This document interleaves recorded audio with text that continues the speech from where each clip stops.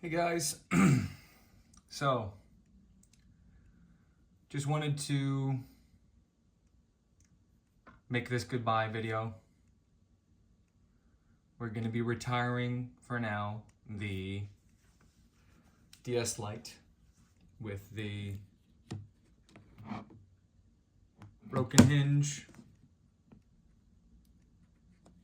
and the magic marker of some kind on the bottom screen, which is where we were playing before. And we had to switch it to the top screen. I've decided that, we sort of have to do this no matter what, because that's just the way the cookie crumbles.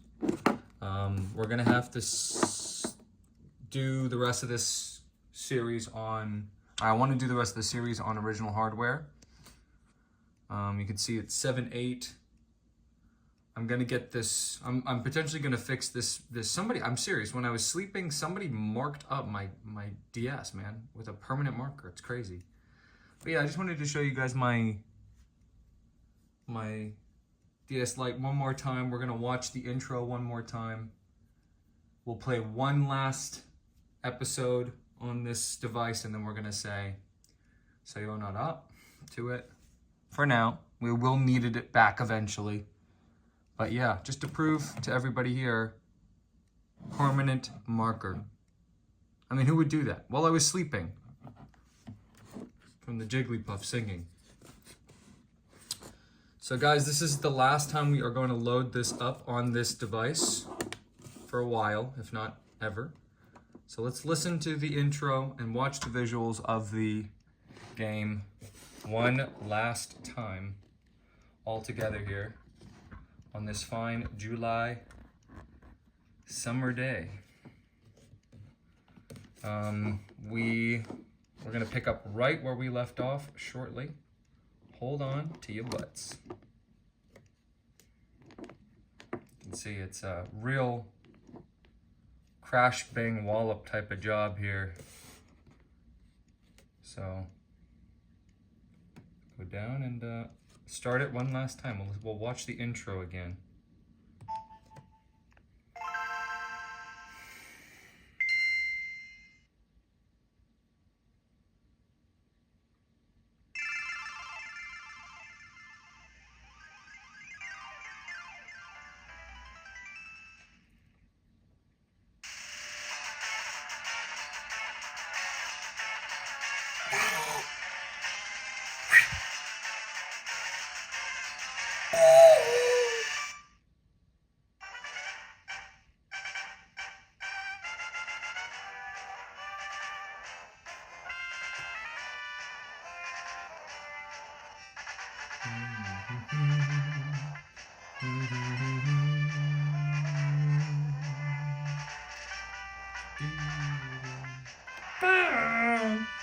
Alright guys, so here we are, continuing from the RC file. 8 hours, 34 minutes, 17 Pokemon, 1 badge. Let's watch these flashbacks. And I just one of the items star piece and picked up potions. Look at me running. Then I got the dome. Fossil. And then I went back. Yeah. Then I went back. It's so cool. It shows you where you switch. Yeah, I got out of Mount Moon. Yeah. No, I went right back in.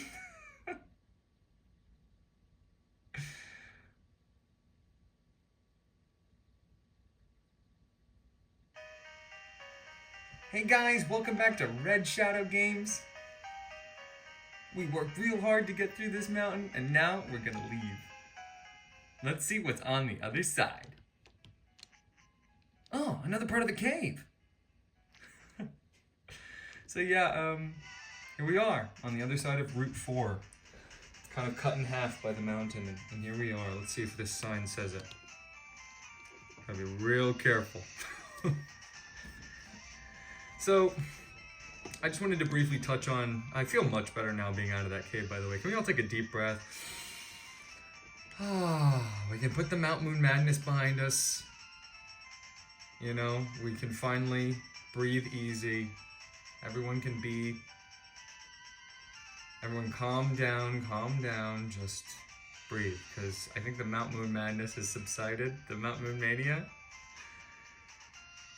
I just wanted to go over last episode. We kind of went through one of the biggest tools for outside game knowledge that they put into the game. We went over the whole TV and a little bit of the help menu, which you can access by hitting L and R. We didn't really get into that one too much. We're saving that, I think, for later on, maybe, you know, as a reward for some sort of an accomplishment. But I thought it was pointless to do right now since it seems like it's context sensitive. So I'm gonna have to set up all the situations to make it say all the text so that we can read through everything. But the main point being is I don't want to spoil anything. And, you know, I'm sure it was clear from what I was saying, I do not enjoy these features. I don't enjoy the help menu, which we haven't even looked at yet again. But, and I do not enjoy the TV, which is now registered to our select button. So anytime I hit select, it's gonna come up, okay? Just for the joke. You know, I might pull it out every once in a while just to be funny. But anyway, this is why, part of why I picked this game to start out was I wanted to make sure that I didn't overshare anything. And the fact that you're able to use that help menu from the minute you step out of your room in this game, and even more importantly, that you're given an item. Unavoidably, you're given an item, the TV, that lets you learn. I want to show it to everybody. I have to, because it's part of the game. But trust and believe, I didn't want to. I think it's a bad addition. It does not make sense to me. But we looked through that last time, so that was a big accomplishment. And yeah, and that's where I sort of reveal my hand now. I'm treating this run, if I haven't made this clear at this point, like a blind playthrough. You can tell from the fact that they had to include a help menu and a TV and all of this stuff that there's so much going on with this game. And there's so much that goes on with this game that the game does explain explicitly to you in the game. But there's so much more of the game that you can just figure out all on your own. Is it complicated? Yeah. Should you probably take out a pen and paper? Yeah, it's an RPG. It's a role-playing game. You ever heard of Dungeons and Dragons? You know? And so that's why I'm calling this a blind playthrough. Because even though I've obviously played this, I obviously know what's going on. Even with supplemental materials inside the game and out, we're going to look at the manual eventually too. Plus, switching to original hardware will benefit us in another way because we'll be able to use all of the features that come with using it on a Game Boy Advance. Which we can't do on a DS. But the DS has features for later that we will need to use. So that's why we will be using this DS again. We have to. So anyway, that's why on this whole time, you know, basically since we reached Viridian, I've let all these concepts slip, like what's, you know, stats and priority moves and this and that and all this stuff, like kind of over-explaining things. And that's because I know that with all of the different methods by which they, you know, show you this stuff before you're even accessing it, that it's totally fine for me. What TM was that? Totally fine for me to, you know, just kind of every once in a while let slip something that's a little bit more advanced. Especially because the game does not tell you explicitly the most complicated aspects of the game. you know, if I were to sit here and I go, okay, let's open the manual and look at everything, it would basically spoil the entire game. If I had opened up the Teachy TV when I got it right away, it would have spoiled so many different mechanics.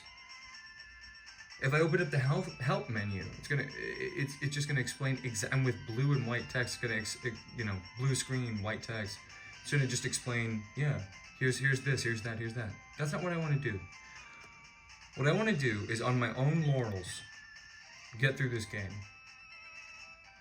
Get through this game using the game, using only the game. We will get to looking at every single aspect of it, including the manual, probably.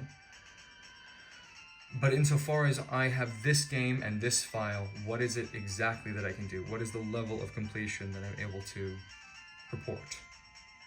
And that's what I'm interested in. So we have Roar here that we just picked up. This is TM1. No, it's TM5. And it's a normal move. It's a status move, so it doesn't have any power. 100 accuracy, 20 PP, and the foe is made to switch out. So it's very similar to Whirlwind, which we passed up on. So we'll hold on to that for a minute. Roar can be very useful in certain circumstances. So we have that girl up there, right on the edge here, which is totally fine. We cannot access that girl up there. And we see a road here and some grass down there, but I don't want to jump quite yet, and you guys will know why. Because we have got these two guys up here. We're going to talk to both of them and see what they have to say, and we're going to have to make a decision right now, so that's where we'll leave it. But yeah, this is me just explaining myself, you know. In the future, however far we go, consider this a blind playthrough. I mean, I know where everything is pretty much, and unfortunately I just have that knowledge already because I played this already. But I'm just so happy we're doing this. I'm so happy we're doing this together. It's gonna be fun to switch to the Game Boy. That's why I don't feel so bad for all the time that I've spent blabbing up until now about such and such mechanic and this and that, when it's like totally beyond the scope of what they tell you at this point. But they do tell you a lot, and they do tell you a lot right up front. A lot of really advanced stuff that you probably don't need to look at, but is right there for you to look at. So hopefully the pace goes well for everybody. But yeah, this is blind. I'm not gonna look up a single route, a single Pokemon location, a single anything. It's all gonna be from the game. And when if we really actually get stuck and we're really actually looking for something and we really can't figure it out, that's when I actually use the help menu. That's when I actually take the manual out. That's when I open up the Teachy TV. Anyway, so let's talk to these guys. They're offering two different deals. We've got this guy who says a punch of roaring ferocity, packed with destructive power. When the chips are down, Mega Punch is the ultimate attack. You agree, yes. Now let me teach it to your Pokemon. Yes, no. I'm gonna hold off for now on Mega Punch. And what does this guy say? A kick of brutal ferocity. The ultimate attack. Teach it to your Pokemon. So guys, which one of these two should we learn? Mega Kick or Mega Punch? That's something that we're gonna have to decide next time we start. We're gonna save, turn off the DS, and say goodnight to it for now. Good night.